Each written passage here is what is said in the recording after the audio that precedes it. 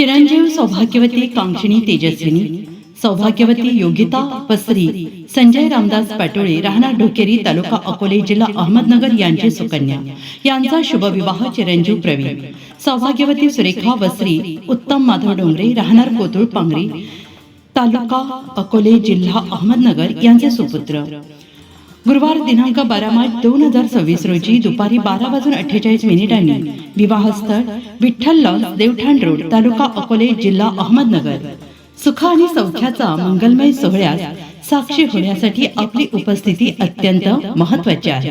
आपल्या आशीर्वादाने आणि नवजीवनाची सुंदर सुरुवात करणार आहोत।